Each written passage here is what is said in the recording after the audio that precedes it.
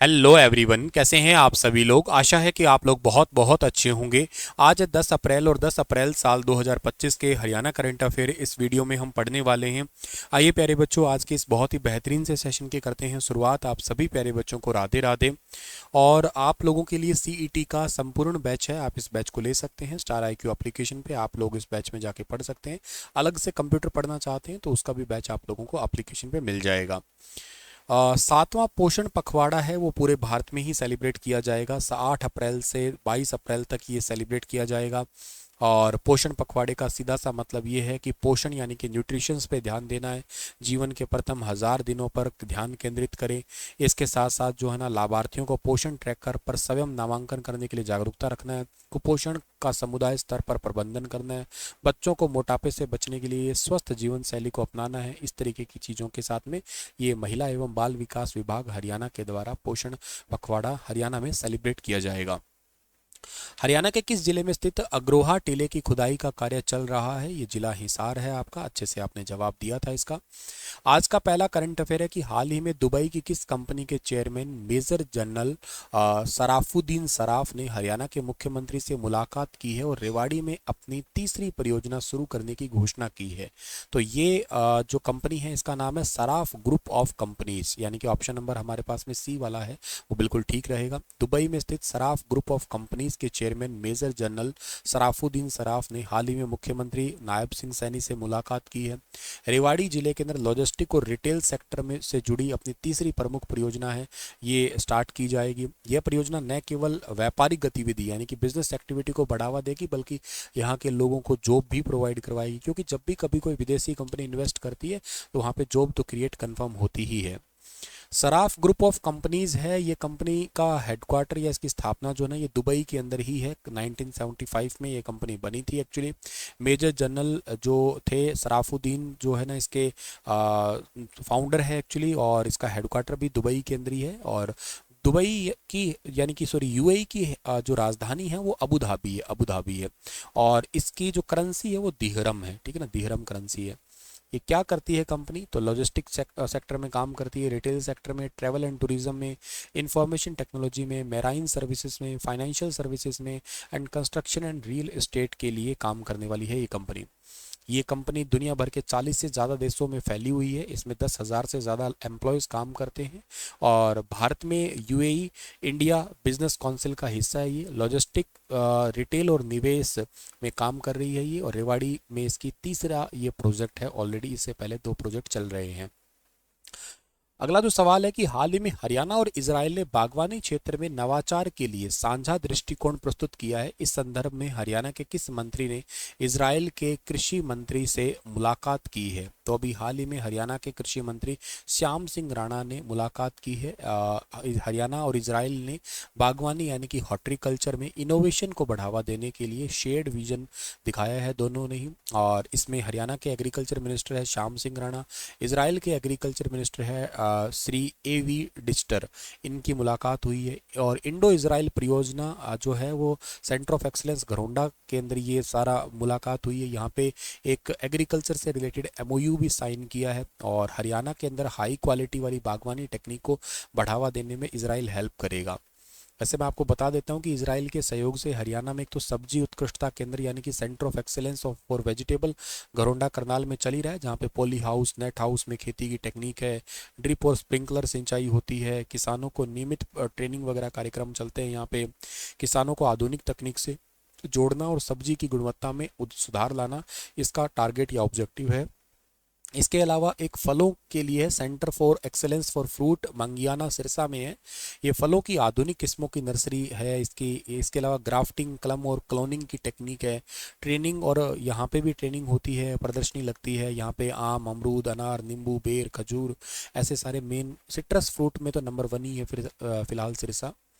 इसके अलावा centre for excellence for semi arid horticulture Gignau Bhiwani में है। यहाँ पे शुष्क क्षेत्र के लिए अनुकूल फसलें हैं और जल संरक्षण की टेक्निक है, स्मार्ट सिंचाई है, रिसर्च और किसानों की शिक्षा है, इस पे काम करता है ये। और जल की कमी आने वाले क्षेत्र में भी बागवानी को कैसे लाभ पूर्वक बनाया जा सकता है ये सिखाया जाता है यहाँ पे। आम के लिए है centre for excellence for mango Ladwa Kurukshetra में आम की नई हाई डेंसिटी वैरायटी। इसके अलावा ग्राफ्टेड प्लांट की नर्सरी, किसानों के लिए प्रयोगात्मक प्रदर्शन फार्म, आम की ब्रांडिंग और निर्यात को बढ़ावा देने के लिए हरियाणा में ये वाला सेंटर काम करता है। इसके अलावा और भी प्रोजेक्ट है, जैसे कि मधुमक्खी पालन के लिए भी है, वैज्ञानिक ट्रेनिंग देना, शहद उत्पादन गुणवत्ता बढ़ाना, हाई जो मैनेजमेंट है, मार्केटिंग है, प्रोसेसिंग है, या ग्रामीण युवाओं को रोजगार के अवसर देना, ये इसके लिए काम करता है। ये कुरुक्षेत्र रामनगर में है। इसके अलावा आपको और याद रखना है कि क्लाइमेट स्मार्ट एग्रीकल्चर पे और प्रिसीजन हॉर्टिकल्चर को बढ़ावा देने के लिए अभी रिसेंटली समझौता या एमओयू किया गया है इन दोनों देशों के बीच में। मतलब देश इंडिया हो गया और एक इजराइल हो गया, या अपना हरियाणा राज्य हो गया। महर्षि दयानंद यूनिवर्सिटी रोहतक में आयोजित फिल्म फेस्टिवल में हरियाणा केंद्रीय विश्वविद्यालय की किस डॉक्यूमेंट्री फिल्म को प्रथम स्थान मिला है? तो ये पहला स्थान मिला है किसको? हरिबंगा को। ऑप्शन नंबर बी जो इस सवाल का है वो ठीक है। हरियाणा फिल्म फेस्टिवल से लौटे जो इस यूनिवर्सिटी है, इस यूनिवर्सिटी के जो हमारी महेंद्रगढ़ की यूनिवर्सिटी है, हरियाणा केंद्रीय विश्वविद्यालय, वहाँ पे प्रोफेसर कुलपति जो है कुलपति वहाँ के हैं प्रोफेसर टंकेश्वर कुमार, उन्होंने बच्चों को सम्मानित किया है। हरिबंगा पहला स्थान लिया है और जोहड़ एक धरोहर इसको तीसरा स्थान मिला है। ये दोनों डॉक्यूमेंट्री हरियाणा सिने फाउंडेशन और विश्व संवाद केंद्र विश्व संवाद केंद्र जो है ना हरियाणा के द्वारा आयोजित फिल्म फेस्टिवल में दोनों को ही सम्मानित किया गया है। ये हुआ था रोहतक के अंदर हुआ था और इस यूनिवर्सिटी चेयरमैन की सराहना है प्रोफेसर टंकेश्वर कुमार। ये वैसे भारत में सबसे बेस्ट वीसी के रूप में भी इनको सम्मानित किया जा चुका है। यहाँ पे इनमें से 2 पुरस्कार मिले हैं। 11 फिल्म फेस्टिवल में भेजी गई थी। डॉक्टर सुरेंद्र कुमार ने जूरी सदस्य के रूप में भाग लिया था और उनको भी सम्मानित किया गया है। और इसके अलावा जो है ना निर्देशन वगैरह है, जैसे डॉक्टर नीरज किरण करण सिंह का है, डॉक्टर सुरेंद्र कुमार है, इसमें मूवी के अंदर लीडरशिप रोल में है। हरियाणा के रेवाड़ी के नागरिक अस्पताल परिसर में हाल ही में स्थापित हेल्थ एटीएम मशीन की सबसे प्रमुखता या सबसे प्रमुख विशेषता क्या है? हेल्थ एटीएम, तो इसकी विशेषता है इसमें 65 प्रकार के हेल्थ टेस्ट किए जा सकेंगे। ऐसे क्वेश्चन पूछे जा सकते हैं, जैसे हरियाणा का पहला ग्रेन एटीएम पूछा गया था, ये गुरुग्राम में है। तो हरियाणा का पहला हेल्थ एटीएम अगर आपसे पूछा जाए ना तो बता देना अम्बाला में खुला था हरियाणा का पहला हेल्थ एटीएम। तो अम्बाला पुलिस मुख्यालय में खुला था 4 अगस्त 2022 को और इसका उद्घाटन किया था अनिल विज। उस टाइम पे हरियाणा के स्वास्थ्य और गृह मंत्री थे ये। 50 से ज़्यादा स्वास्थ्य टेस्ट है, ईसीजी है, बीपी है, शुगर है, ये बॉडी मास इंडेक्स रेशियो है, इनकी रिपोर्ट भी तुरंत जारी हो जाती है। इस टाइप के ये एटीएम है ये। इसका उद्घाटन अभी किया है हरियाणा की स्वास्थ्य मंत्री आरती राव ने। तो इस पर आप अपना ब्लड देके तुरंत रिजल्ट जो है ना इस पर आ सकते हैं। तो ये है हेल्थ एटीएम, बड़े इंटरेस्टिंग है ये। तो शुगर है, हार्ट है, प्रीनेटल और जो बहुत सारी सिंपल किडनी वगैरह के टेस्ट है, तो जल्दी से टेस्ट की रिजल्ट की रिपोर्ट भी आपके मोबाइल फ़ोन पे आ सकती है इस पे। सरकार ने वित्त वर्ष 2026 के लिए मनरेगा मजदूरी में 2 से 7% की वृद्धि की है। सबसे ज़्यादा वृद्धि हरियाणा में हुई है। कितने रुपए की वृद्धि हुई है? ये 26 रुपए की वृद्धि हुई है हरियाणा के अंदर। महात्मा गांधी राष्ट्रीय ग्रामीण रोजगार गारंटी योजना है, ये इसमें वृद्धि हुई है। 7 से 26 रुपए तक इजाफा हुआ है। 1 अप्रैल 2025 से लागू हो गई है।